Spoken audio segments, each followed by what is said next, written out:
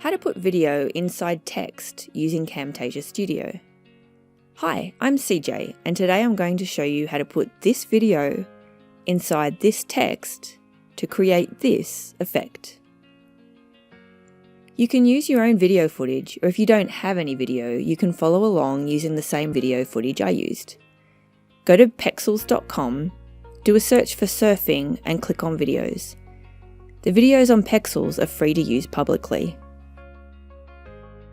I'm going to set up my canvas size to be compatible with YouTube dimensions.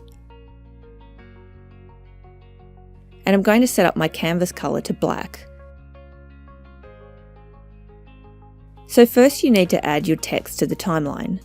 Click on Annotations and then drag the text icon onto your timeline. Double-click the text on your canvas and change what it says. You'll need to make it as big and chunky as possible so you can see your video inside the text clearly. Make the text bold and change your font size.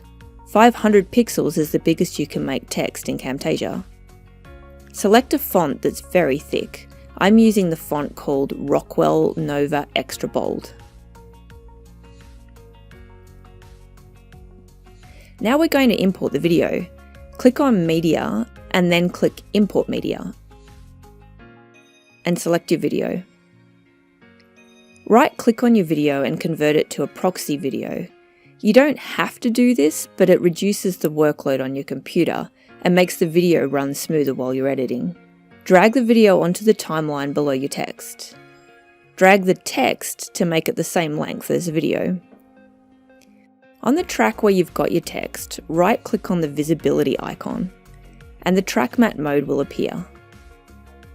Select Alpha, and just like magic, your video will appear inside your text. There it is! Look at how awesome that is! It's such an easy effect, but it looks so good. If you want to move the video, first lock the text track and then select the video track.